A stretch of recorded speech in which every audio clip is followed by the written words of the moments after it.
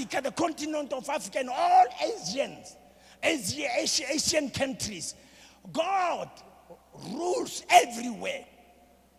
Somebody may say, why the chaos?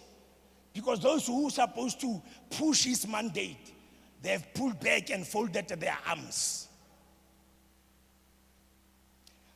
Psalms 22 verse 28, the kingdom is of the Lord. The kingdom is the Lord's. He rules over nations. God is not only governing Africans. God is governing everybody, Americans, Asians. He's governing everybody. The Lebanese, God is governing everybody. God has a political agenda, or God has a political calendar at every level of authority and rule.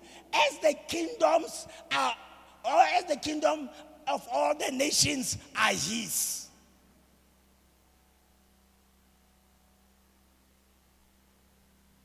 God has a political calendar at every level of authority and rule. As the king of all nations, God, because God rules everywhere.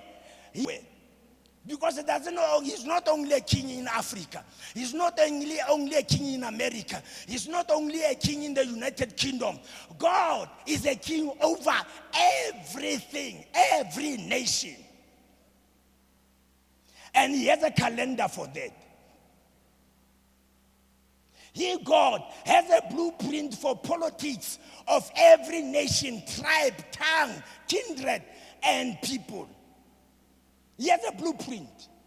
That is why when people are mesmerized by corona or COVID-19 and they think God is just as surprised as they are. No, God is not surprised. He's in charge. And if you are a born-again Christian and learn wisdom and live victorious, God has the blueprint for the politics of every nation, tribe, tongue, kindred, and people.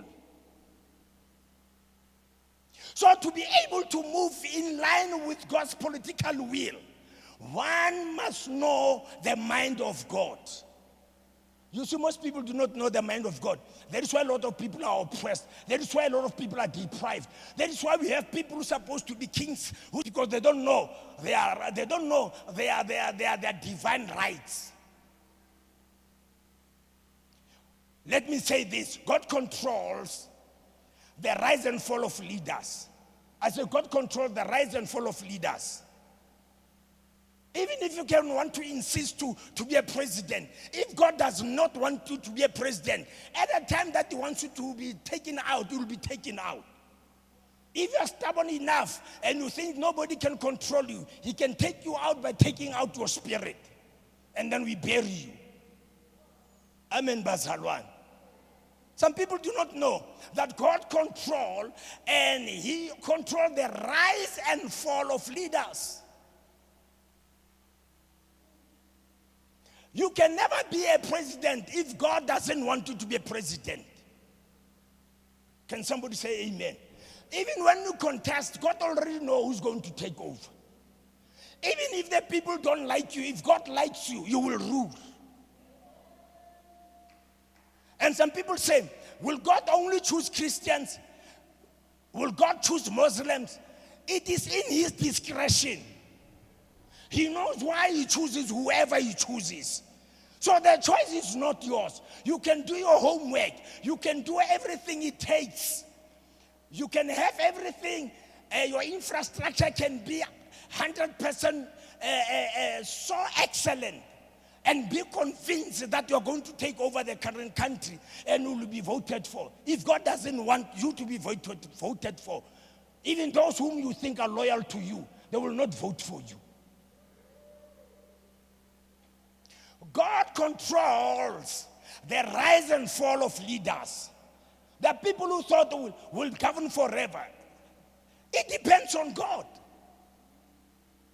He's a politician, and he knows who he wants on the throne. For South Africa at this point in time, whether you like it or not, Marama kwatlile ke re moruti Ramaphosa. Ramaphosa is the king, is the president. Get that thing, knock that thing into your head. And get to know that at this time, at this generation, at this era, somebody say, oh, you're pro ANC. I'm pro nothing. But I'm simply telling you, it is God who puts, and it is God who dethrones. He will enthrone you. If he can enthrone you, he can dethrone you. He set up kings or president and removes them. You know, for many years, Zuma aphume parliament.